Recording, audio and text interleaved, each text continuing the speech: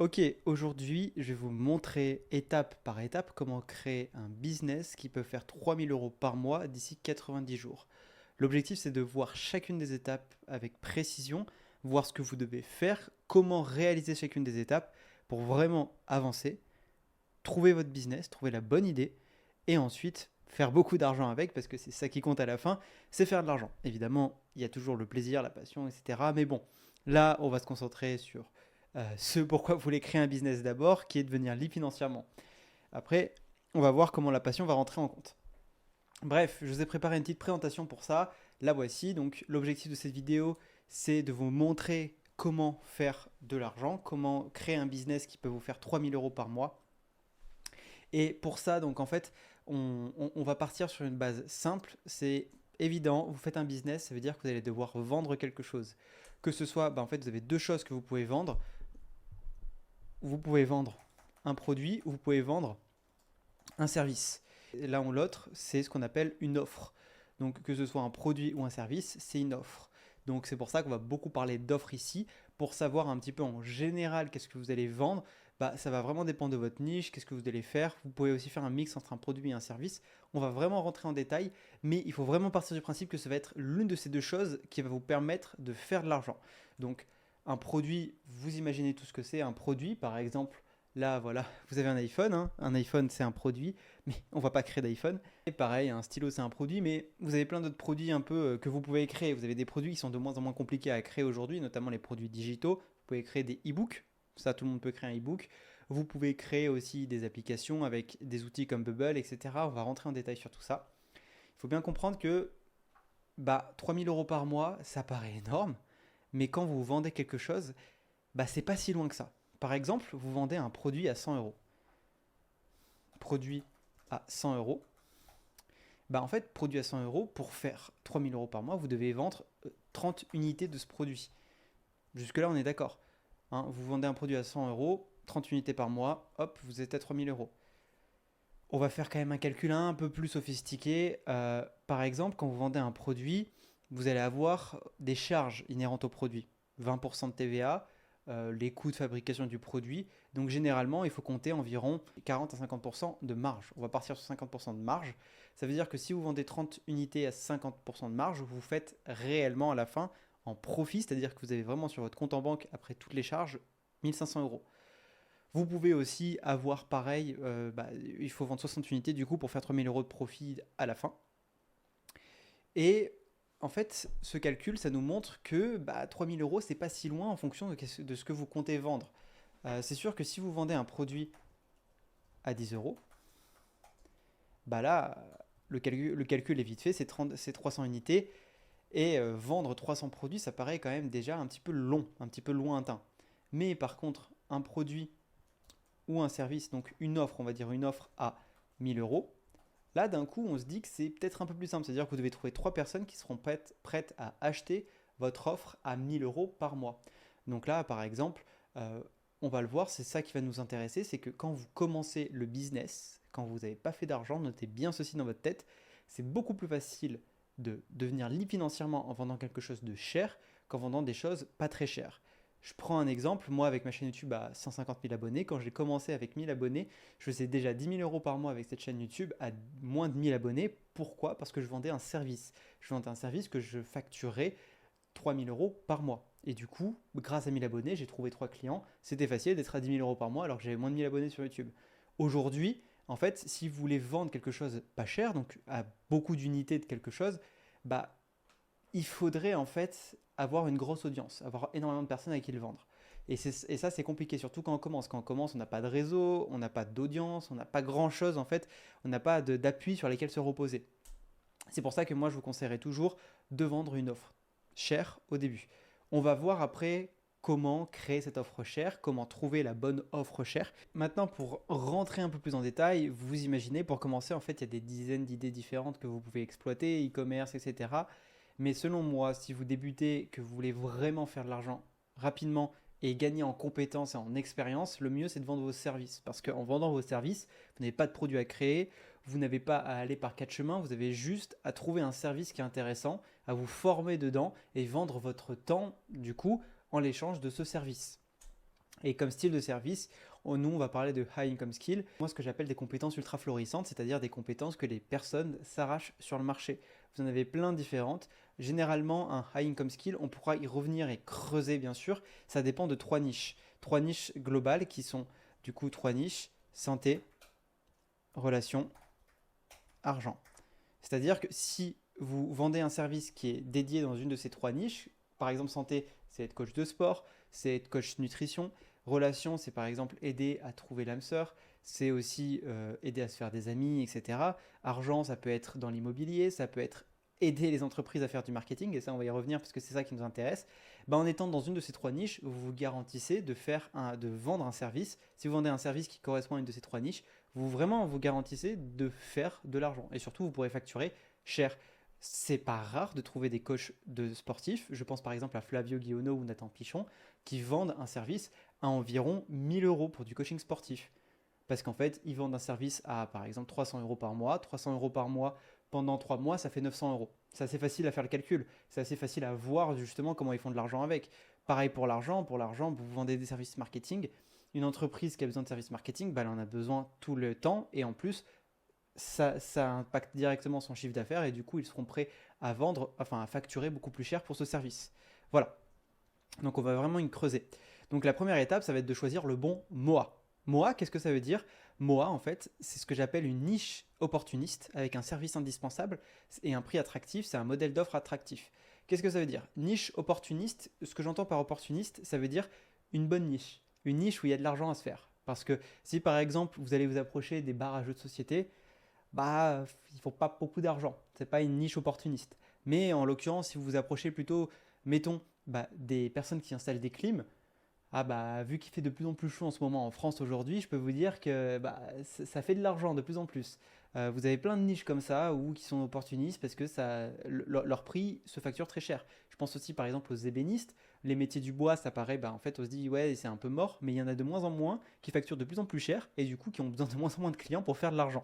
C'est assez fou et en fait généralement les artisans en général c'est des niches opportunistes et du coup le service indispensable c'est bah, vous allez trouver une niche à laquelle vous pouvez aider, une niche qui a un pouvoir d'achat pour pouvoir acheter votre service, et vous allez leur fournir un service dont ils ont besoin. C'est sûr que si vous fournissez un service dont les personnes n'ont pas besoin, bah, ça ne sert à rien. Ok. Donc vous voulez vraiment vous concentrer sur un service dont les personnes ont besoin. Et ensuite, bah, vous allez fixer le prix attractif, c'est-à-dire moi ce que j'appelle le sweet spot. Donc le sweet spot, je vais vous l'écrire, c'est un peu mon nom à moi pour le prix attractif. C'est en fait le moment où votre service, vous le facturez le plus cher possible, mais vous arrivez à signer le plus de clients possible. Par exemple, vous facturez un service à 10 000 euros, bah en fait, vous n'allez pas trouver grand monde. Et peut-être que votre sweet spot est plutôt à 5 000 euros. Donc, le sweet spot, c'est vraiment quelque chose de super important à trouver quand vous cherchez votre service et votre prix.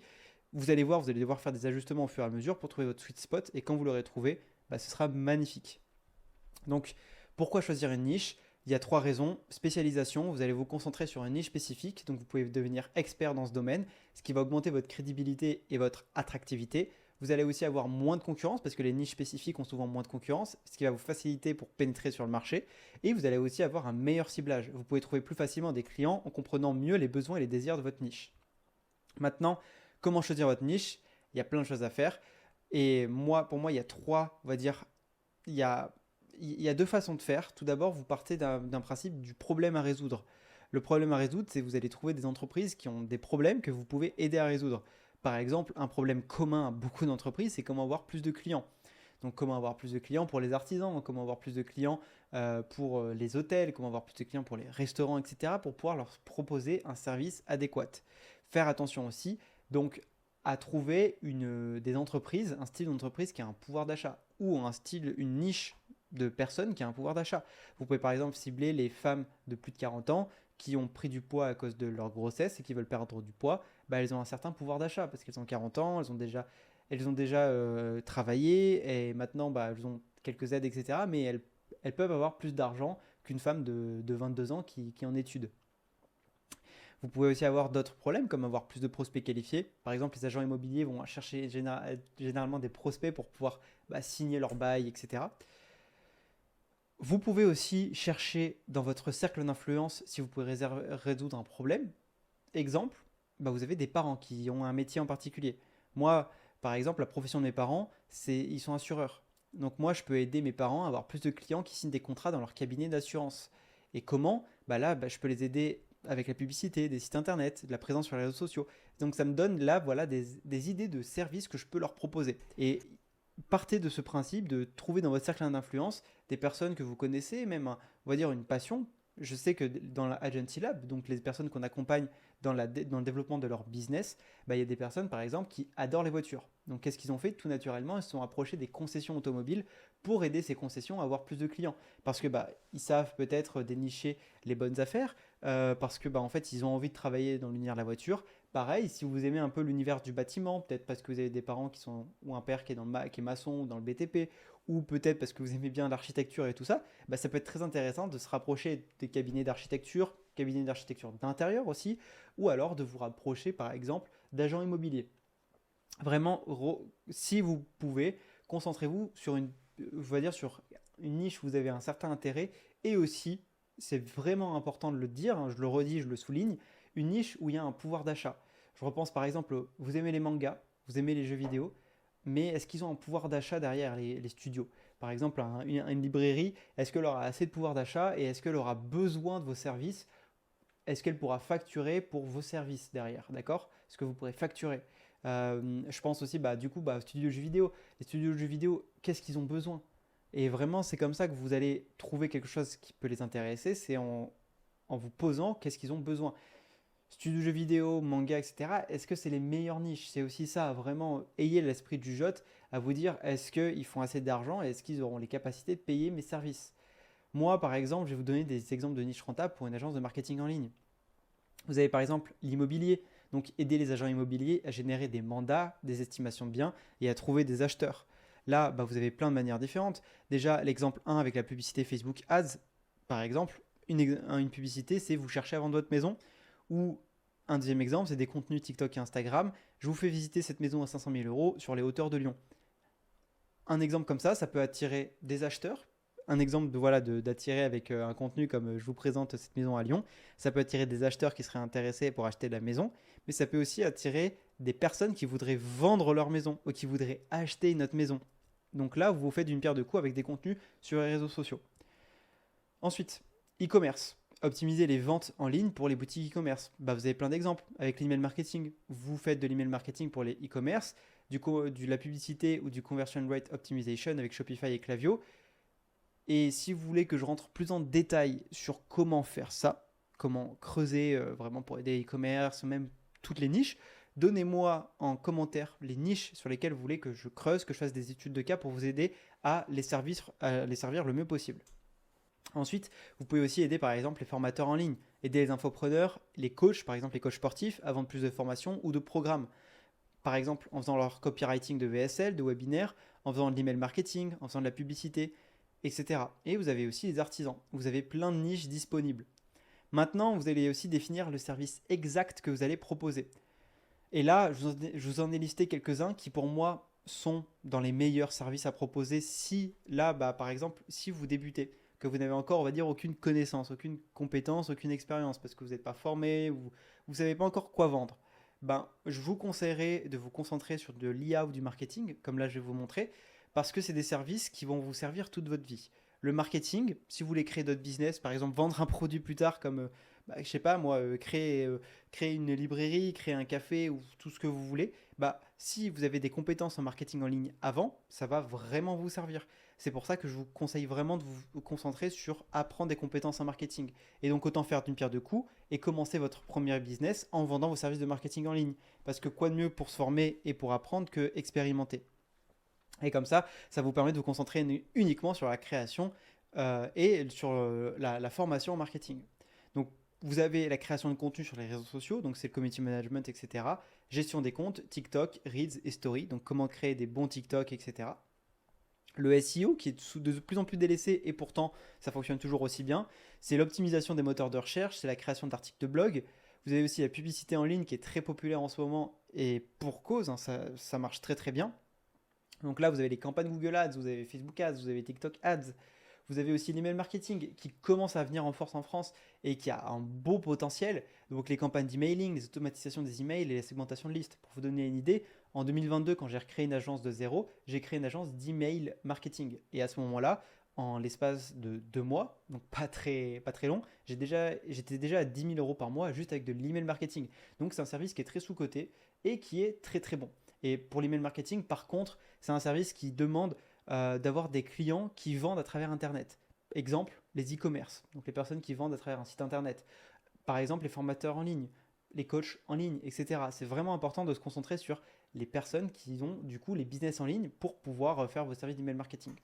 Vous avez aussi le design et le développement web, création de site internet, landing page et maintenance. Vraiment, la création de site internet, c'est commun, c'est basique, mais il y a tout le temps des nouvelles entreprises qui sont créées chaque année qui veulent un site internet. Vraiment, vous vous approchez de votre quartier des personnes, vous leur dites écoute, je peux t'améliorer ton site internet, vous allez en avoir énormément qui vont vous dire oui. Vous avez aussi d'autres services que je ne peux pas détailler. On pourrait vraiment rentrer en détail sur les services à détailler. N'hésitez pas à me dire en commentaire ce que vous voulez si vous voulez que je détaille des services. Vous avez aussi donc le copywriting, le montage vidéo, etc. Et donc en fait, ce que vous devez faire, c'est qu'une fois que vous avez choisi votre service, vous allez vous former dans ce service. Donc généralement, c'est 1 à 3 mois de formation. Et en parallèle, vous commencez aussi à chercher des clients. Et moi, ce que je vous conseille aussi, c'est une méthode que je connais bien et que je vous conseille, c'est on apprend plus vite en formant à son tour. Donc pour moi, pour vraiment devenir très bon dans un service, je vous conseille d'appliquer ce que vous apprenez et vous allez renforcer vos compétences plus rapidement. Ça veut dire quoi? Ça veut dire que quand vous allez commencer à vous former, trouver le plus possible des clients pour pouvoir tester vos compétences sur le terrain le plus vite possible. Et c'est comme ça que vous allez vraiment vous faire les dents et vous former le plus vite possible. C'est pas en lisant des tonnes et des tonnes de bouquins. Si vous voulez, je vous montre 4-5 bouquins juste derrière sur comment faire du marketing. Mais c'est pas en ayant lu ces bouquins que vous serez bon en marketing. C'est en ayant quelques bases, évidemment, en sachant ce que vous allez faire, mais c'est surtout en expérimentant sur le terrain directement. Donc moi, j'aurais beau vous donner tous les détails, tous les secrets, c'est en formant, c'est en travaillant et c'est en bûchant dessus que vous allez être très bon. Je vais vous montrer d'ailleurs quelques exemples, juste un peu plus bas, sur comment faire du bon marketing et comment vous former correctement en marketing et être très bon du coup, être un génie du marketing. Comment structurer vos offres? Vous avez 2 styles d'offres. Vous avez ce qu'on pourrait appeler des projets one-shot, donc ça veut dire que c'est quelqu'un qui paye en une fois. Donc le projet one-shot, c'est vous facturez un fixe, par exemple un site internet pour 1000 euros. C'est un projet unique, donc facturer un prix fixe pour des projets spécifiques, par exemple création de site web. Par exemple, un projet fixe, ça peut être aussi, vous créez une publicité ou une vidéo de vente, ça peut être un prix fixe. Vous pouvez aussi faire quelque chose, c'est par exemple, vous vendez un coaching sportif. Un coaching sportif, ça peut être un abonnement récurrent aussi. Donc vous facturez une mensualité. Exemple, la publicité, on a besoin de publicité tous les mois, donc ça peut être gestion des campagnes Facebook Ads pour 1000 euros par mois. Dans la formation, on a par exemple Giovanni qui fait de la gestion marketing et publicité et du coup copywriting qui a 10 000 euros par mois en même pas 2 mois, juste avec un récurrent. Et ça, c'est beau. Et moi, pour moi, c'est quoi le mieux? Je dirais un mix des deux qui est adapté aux besoins du client. En fait, vous devez vous confronter au marché. Et en fait, il y en a qui, en gros, vous allez toucher un client différemment. Par exemple, vous pouvez trouver un client, un artisan qui a besoin d'un site internet. Vous le trouvez, vous le signez pour son site internet. Et l'objectif derrière, c'est de l'upsell, du coup, d'essayer de lui vendre autre chose. Une fois que vous avez fait un site internet et qu'il est content, il faut que le client soit satisfait, évidemment. Et une fois qu'il est satisfait de ce que vous avez fait, le client, vous pouvez lui dire c'est beau, je t'ai fait un site internet. Maintenant, que dirais-tu que je te fasse de la publicité sur ce site internet pour 500, pour 1000 euros par mois? Donc, vous lui aurez fixé un tarif à 1000 euros. Super, vous avez signé 1000 euros pour un site internet, c'est trop bien. Maintenant, vous pouvez lui proposer d'aller plus loin en lui disant ok, maintenant 500 euros par mois pour la publicité. Et donc, vous pouvez aller un peu grappiller encore plus d'argent derrière. Et ça peut être aussi l'inverse. L'inverse, ça peut être par exemple, vous faites de l'email marketing, donc vous facturez quelqu'un directement 500 euros par mois pour l'email marketing. Donc c'est cool, génial, vous êtes à 500 euros par mois ou à même à 1000 euros par mois. Pour vous donner une idée, moi j'étais à 3000 euros par mois pour l'email marketing et j'ai facturé pour 8000 euros une vidéo de vente. 8000. C'est un projet one shot, mais un projet one shot à 8000 euros, c'est toujours très bien. Et du coup, je lui ai facturé du coup, un client en un mois m'a rapporté 8000 plus 3000, m'a rapporté 11 000 euros juste en un mois grâce à un projet one shot et un projet récurrent. Je vous conseille de vous concentrer sur l'un et en fait, au fur et à mesure, vous allez pouvoir développer les deux. Pour fixer vos prix, Vous allez analyser d'abord vos coûts, les coûts de fonctionnement, y compris les salaires, les outils, les logiciels, pour pouvoir être rentable. Et votre prix va vraiment dépendre de la valeur. Votre prix va vraiment dépendre de la valeur perçue. Vous allez fixer les prix en fonction de la valeur que vos services apportent aux clients. Si vous apportez énormément de valeur, vous pouvez fixer vos prix très haut. C'est pour ça, par exemple, que moi, j'ai pu fixer mes prix d'email marketing à 3 000 euros par mois parce que j'étais très bon en email marketing. Pareil pour la vidéo de vente, j'ai pu la facturer à 8 000 euros parce que j'étais très bon pour écrire une vidéo de vente. Ça m'est arrivé aussi, du coup, de facturer très cher, mais derrière, ils ont gagné énormément d'argent. Pour vous donner une idée, un jour, j'ai facturé, du coup, à un client qui vendait des accompagnements pour développer, pour les marques, pour que les marques se développent sur Instagram. En fait, ce client, je l'ai facturé environ 2 000 euros par mois, ce qui est honnête, hein, c'est pas très cher, mais grâce à moi, le client a pu faire 1 million, juste avec ma prestation. Et donc, c'était très rentable pour lui. Et aussi, vous allez étudier la concurrence. Vous allez comparer vos prix avec ceux des autres agences pour rester compétitif et savoir comment bien fixer vos prix. Et tout ça, ça va vous amener à votre proposition de valeur unique. La proposition de valeur unique, c'est très simple. C'est une phrase dans ce style. J'aide les agents immobiliers à obtenir plus de prospects qualifiés grâce à la publicité Facebook. C'est j'aide les clients cibles, donc ça, là vous allez marquer votre niche, à gagner ce bénéfice grâce au service. Et c'est comme ça que vous allez faire une proposition de valeur unique et comprendre comment vous allez vendre votre service. Et vous n'avez besoin que d'une niche et d'un service pour atteindre 10 000 euros à 25 000 euros par mois. Comme je vous l'ai dit, l'email marketing, quand j'ai lancé ma nouvelle agence, j'avais besoin que de l'email marketing pour faire 10 000 euros. Et j'ai monté à 30 000 euros grâce du coup à des services que j'ai vendus comme une vidéo de vente à 8 000 euros. Voilà. Ensuite, en étape 2, il faut donner envie de travailler avec vous. Pour ça, vous allez d'abord créer ce qu'on appelle un profil transversal. Le profil transversal, en fait, c'est vous n'avez pas besoin de site internet. Ok, quand vous commencez, moi, mes agences, quand je les ai lancées, pendant la première agence avec mon frère qu'on a lancée en 2019, on n'a jamais créé de site internet. Jamais. Parce que ça ne sert pas. Ça ne sert pas quand vous êtes bon. Ok, donc pas besoin de créer de site internet. Par contre, vous pouvez faire deux choses. C'est optimiser vos profils sur les réseaux sociaux. Parce que si vous n'avez pas de site internet, comment les personnes s'intéressent plus à vous? Elles vont regarder ce que vous faites sur les autres réseaux. Donc par exemple sur Instagram, vous allez faire un profil optimisé, 3 à 6 posts axés sur votre business, une petite bio simple et efficace qui explique un peu ce que vous faites et un lien qui redirige vers un Calendly. Le Calendly, vous allez voir, c'est l'outil qu'on va utiliser pour pouvoir réserver un appel avec vous. Comme ça, après, les personnes derrière, vous leur dites, vous êtes intéressé par ce que je propose, utilisez mon Calendly pour réserver un appel, un rendez-vous, comme ça on en discute. Pareil pour LinkedIn, vous faites 3 à 6 posts intéressants, vous écrivez quelques posts histoire qu'on s'en sache un peu plus sur vous, la biographie captivante qui est sur LinkedIn, et pareil, un lien vers votre calendrier. Pour vraiment donner envie à travailler avec vous, il faut avoir une offre claire. Et là, ça repose vraiment sur votre proposition de valeur unique. Ensuite, vous voulez aussi vous créer un portfolio pour donner envie de travailler avec vous. Mais vous avez déjà eu des clients, donc là, vous allez pouvoir les utiliser pour créer votre portfolio, montrer ce que vous avez fait pour les autres clients. Mais si vous n'avez jamais eu de clients, ça va être compliqué. Donc moi, ce que je vous conseille de faire, c'est de vous entraîner et réaliser des maquettes fictives. Par exemple, vous voulez faire l'email marketing pour des marques de vêtements. Qu'est-ce que vous allez faire? Vous n'avez toujours pas signé une marque de vêtements. Vous allez simplement prendre les marques de vêtements que vous préférez. Par exemple, moi j'aime bien les marques comme Stigal, Drapeau Noir, etc. Ce que je vais faire, c'est que je vais écrire des emails types pour eux, que je pourrais leur envoyer aussi, mais en mode voici ce que je peux faire comme email pour des marques de vêtements et vous montrer. Et vous faites aussi la méthode de l'amuse-bouche. Dans les restaurants gastronomiques, vous n'avez pas encore commandé vos plats, que le serveur arrive avec des amuse-bouches pour commencer. Et là, c'est pareil. L'amuse-bouche, c'est la méthode pour donner envie à des prospects qualifiés de travailler avec vous alors qu'ils n'ont encore pas vu la carte. Et vous avez plein d'exemples de ça. Par exemple, en email marketing, je me suis inscrit à votre newsletter et j'ai vu votre email de bienvenue. Je me suis dit qu'il aurait pu être bien mieux. Voici ce que je vous ai fait. Est-ce que vous voulez en savoir plus? Et là, qu'est-ce que vous allez faire? Vous allez écrire un email de bienvenue par prospect qualifié. Vous avez aussi, par exemple, pour du Facebook Ads, s'il fait des publicités, vous pouvez lui dire « J'ai vu cette publicité, j'ai adoré ce que vous avez fait et j'imagine que vous savez, mais plus vous faites des publicités captivantes, plus vous réduisez vos coûts publicitaires. Alors, je vous ai écrit un nouveau script pour vous. Dites-moi ce que vous en pensez, on peut en parler pour aller plus loin. » Et là, vous allez écrire une publicité texte ou image.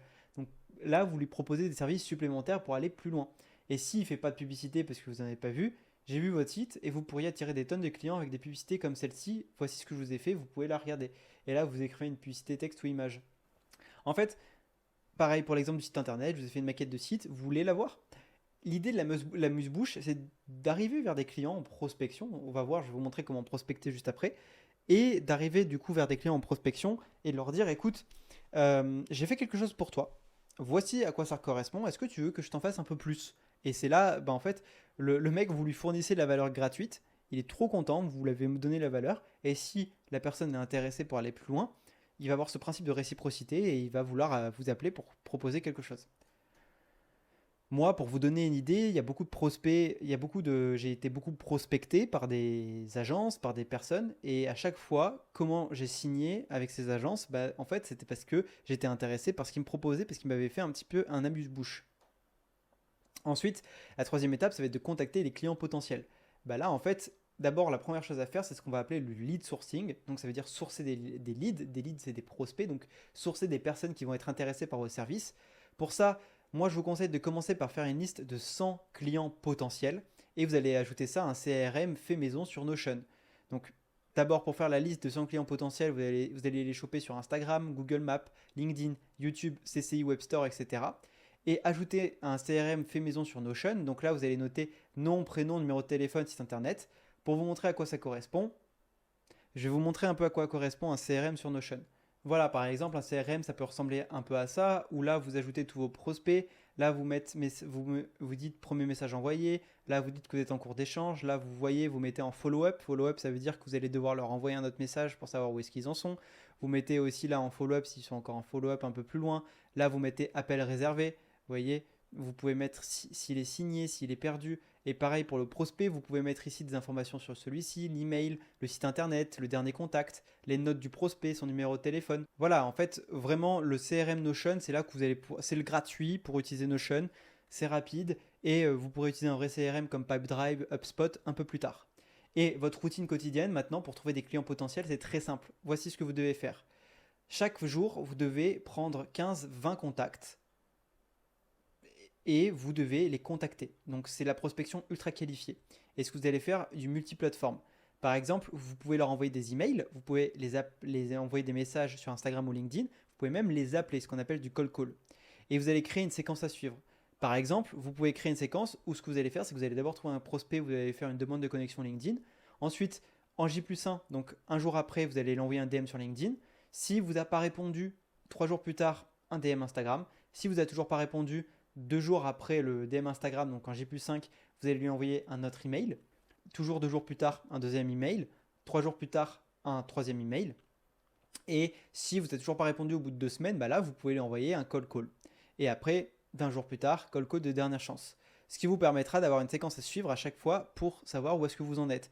Et sur votre modèle Notion, vous pouvez donner chacune des étapes de votre séquence multiplateforme. Donc par exemple, premier message envoyé sur LinkedIn, deuxième message envoyé sur Instagram, troisième email envoyé. Et comme ça, vous pouvez savoir où est-ce que vous en êtes avec chaque prospect rapidement. Et moi, ce que je vous dis, c'est que vous allez faire le follow-up tous les jours. Vous allez mettre environ 1 à 2 heures par jour de prospection et vous allez répéter ça jusqu'à avoir des clients. Et là, en fait, maintenant que vous avez cette étape, vous allez avoir que deux choses à faire maintenant. C'est très simple. C'est vous former à votre service pour être très bon et une bête dans votre service et prospecter. Ok? C'est vraiment ces deux choses sur lesquelles vous allez vous former pour être le meilleur possible. Ensuite, en étape 4, vous allez faire votre pitch de vente. Donc en R1, qu'est-ce que vous allez faire? Le R1, c'est ce qu'on appelle le rendez-vous d'appel de découverte. Enfin, c'est l'appel de découverte, c'est le rendez-vous 1. Et bien, à quoi il sert? Le R1, c'est le premier contact téléphonique ou en visio avec un prospect. Et l'objectif, c'est comprendre les besoins, les défis et les attentes du prospect. Recueillir des informations, comprendre en profondeur les besoins et les problèmes du prospect, établir une relation, créer un lien de confiance avec le prospect et qualifier le prospect. Déterminer si le prospect est un bon candidat pour vos services. C'est ça à quoi va servir l'appel de découverte. Et l'appel de découverte, voici quelques questions que vous pouvez poser pour vraiment faire un bon appel de découverte. Déjà, vous pouvez lui poser la question, pouvez-vous me parler de votre entreprise et de vos objectifs? Quels sont les principaux défis que vous rencontrez actuellement? Qu'attendez-vous d'un service comme le nôtre? Quel est le budget et votre délai pour ce projet? Comme ça, vous pouvez vraiment faire un bon R1. Ensuite, vous allez avoir ce qu'on appelle le R2. Le R2, c'est là où vous allez faire le follow-up, c'est les appels d'objection et c'est aussi ce qu'on appelle l'appel de vente. C'est là où vous allez pitcher votre offre, vous allez pitcher votre service. C'est le second contact téléphonique ou visio avec le prospect. Et l'objectif, c'est de répondre aux objections, clarifier les doutes et finaliser la vente. Là, vous allez répondre aux objections, donc aborder et résoudre les inquiétudes du prospect. Vous allez clarifier l'offre, donc détails sur les services, le processus et les bénéfices, et vous allez finaliser la vente. Donc amener le prospect à prendre une décision positive, du coup. Et des techniques pour répondre aux objections du prospect, par exemple, Vous allez écouter attentivement pour comprendre la vraie nature de l'objection. Vous allez répondre aussi avec empathie, vous allez montrer que vous comprenez et respectez les préoccupations du prospect et vous allez fournir des preuves. Donc vous allez utiliser des études de cas, des témoignages ou des statistiques pour renforcer votre argument. Évidemment, on pourra rentrer beaucoup plus en détail sur comment répondre aux objections. Ça fera l'objet d'une vidéo tellement il y a de détails et tellement il y a de choses à dire. Donc moi, pendant l'appel de R2, moi je fais mon pitch de vente. Donc comment faire son pitch de vente avec un appel avec un prospect. Donc déjà, vous allez préparer votre pitch. Il faut impérativement connaître votre prospect pour adapter le pitch en fonction de ses besoins et des attentes spécifiques. Pour structurer aussi son message, vous allez utiliser une structure claire et logique pour présenter votre offre et vous allez prévoir les objections. Préparer des réponses aux objections les plus courantes. Maintenant, pour la structure d'un pitch de vente efficace, vous avez d'abord l'introduction. L'introduction, c'est se présenter et établir une connexion émotionnelle et résumer rapidement les points clés discutés lors du R1, si vous avez fait un R1. Ensuite, vous allez présenter l'offre, vous allez décrire vos services et expliquer comment ils répondent aux besoins spécifiques du prospect, et vous allez utiliser des exemples concrets et des témoignages pour illustrer les bénéfices. Ensuite, vous allez démontrer la valeur. Vous allez montrer comment votre service apporte une valeur ajoutée unique, et vous allez utiliser des études de cas et des résultats mesurables. Et après, vous allez faire la gestion des objections. Vous allez inviter le prospect à poser des questions et exprimer ses préoccupations, pour répondre de manière claire et rassurante en fournissant des preuves de votre efficacité. Et après, vous allez conclure l'appel avec un appel à l'action. Vous allez résumer les points clés et les bénéfices de votre offre pour proposer une action concrète comme la signature d'un contrat ou la planification d'un troisième rendez-vous pour finaliser les détails. Il faut savoir que des fois, vous allez avoir des prospects qui vont pas vouloir répondre tout de suite. Donc, qu'est-ce que vous voulez? Vous voulez lui dire, ok, pas de souci, si vous voulez pas répondre tout de suite parce que vous devez en parler à votre femme, votre associé, je vous propose de vous faire un troisième appel dans 3 jours. Vous fixez une date, vous finissez pas un appel sans avoir fixé une prochaine date d'appel, c'est important. Et à ce moment-là, vous le rappelez dans 3 jours pour savoir où il en est. Et l'étape 5, donc une fois que vous avez trouvé, que vous avez pitché votre offre, que vous avez signé les clients, il va falloir livrer vos services. C'est la dernière étape pour faire 3 000 € par mois. Donc comment faire ça? Déjà, c'est ce qu'on disait avec le pitch de vente, etc. C'est comprendre vraiment les besoins et les objectifs du client. Vraiment, c'est des questions clés à poser. Déjà, le R1, je ne vais pas y revenir dessus, mais le R1 va vous permettre de comprendre en profondeur les objectifs, les défis et les attentes du client. Normalement, avant de signer un client, vous savez ce qu'il va chercher avec vous. Et puis après, vous allez pouvoir poser des questions pour aller un peu plus en détail, un peu plus en précision sur comment vous pouvez l'aider. Donc là, par exemple, c'est les objectifs principaux. Est-ce qu'il utilise des indicateurs de performance pour savoir où est-ce qu'il en est? Et quelles sont ses priorités actuelles pour savoir comment vous allez pouvoir gérer le service? Après, vous allez définir un objectif clair et mesurable pour l'aider. Ce qu'on appelle des objectifs SMART. C'est un objectif qui est à la fois spécifique, mesurable, atteignable, pertinent et temporel. Par exemple, augmenter les leads qualifiés de 20% en 3 mois. Sur tout ce qui est livraison de service, on fera aussi une vidéo détaillée dessus, ne vous inquiétez pas. On peut rentrer en détail bien plus en profondeur. Après, vous allez planifier une stratégie personnalisée. Là, vous allez faire l'audit. C'est important de commencer par un audit de la boîte, du client. Vous allez évaluer la présence en ligne actuelle du client, analyser ses performances des campagnes passées et vous allez surtout identifier les opportunités d'amélioration. Ensuite, vous allez faire le développement de la stratégie de contenu, planification de la création et de la distribution de contenu pertinent, la stratégie par exemple de publicité, configuration de campagnes publicitaires sur les plateformes appropriées, Google Ads, Facebook Ads, etc. Donc là, voilà, ça dépend vraiment de ce que vous faites comme service. Si vous faites de la pub, c'est ça que vous allez vous intéresser. Du contenu, c'est ça qui vous intéresse. Si vous faites du SEO, c'est ça qui vous intéresse. Donc, améliorer le site web et le contenu pour les moteurs de recherche. Si vous faites de l'email marketing, c'est ça qui va vous intéresser. Donc, c'est la planification des emails à faire dans les prochaines semaines. Ensuite, vous allez faire ce qu'on appelle l'exécution des tâches. Vous allez faire ce qu'on appelle l'exécution des tâches et la gestion des projets.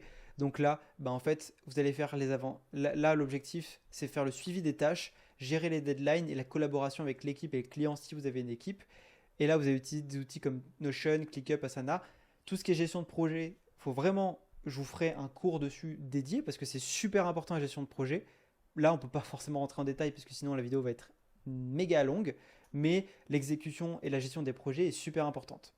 Après, vous allez avoir un workflow de travail. Le workflow de travail, c'est quoi? C'est la création, on y arrive. C'est la création de contenu, c'est la rédaction d'articles de blog, de conception de visuels, de production de vidéos.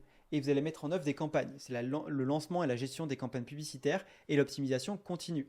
Et vous allez faire le suivi et l'ajustement, l'analyse des performances et l'ajustement des stratégies en temps réel. Ensuite, vous allez faire la communication et le reporting régulier. Vous allez faire des rapports de performance. Donc là, vous allez faire des rapports semaine où vous allez montrer où est-ce que vous en êtes sur les KPI avec le client. Vous allez analyser ce que vous avez fait, est-ce que ça a bien marché ou pas. Vous pouvez utiliser des outils comme Google Sheet, Databox et les dashboards sur Notion par exemple pour faire ça. Ensuite, vous allez faire une réunion de suivi avec le client. Donc là, l'objectif, c'est de réviser les résultats, répondre aux questions et ajuster les stratégies. Généralement, les réunions de suivi, c'est soit toutes les 2 semaines, soit toutes les semaines, même tous les mois, selon les besoins du client. Et ensuite, vous allez faire l'optimisation continue et les ajustements. Donc par exemple, vous allez analyser les données, suivi des KPI, taux de conversion, coût par lead. Donc ça, c'est chaque KPI. Et les outils de suivi, ça va être Google Analytics, Facebook, Instagram ou Aeros. Et vous allez faire des feedbacks et des améliorations. Donc là, vous allez les clients pour demander son avis, pour améliorer votre service. Vous allez mettre en œuvre des suggestions, utiliser les retours clients pour améliorer la satisfaction et les résultats. Vous allez faire aussi une communication ouverte et vous pourrez être transparent sur les progrès et les défis que vous rencontrez. Et vous allez aussi gérer les attentes, donc clarifier ce qui est réalisable dans les délais et les budgets impartis. Ensuite, tout ça, ça va vous créer des études de cas et des témoignages qui vont vous permettre de récupérer des nouveaux clients ensuite, parce que ce qui permet d'avoir plein de clients, c'est d'avoir déjà des témoignages. Et c'est ça que vous allez rechercher.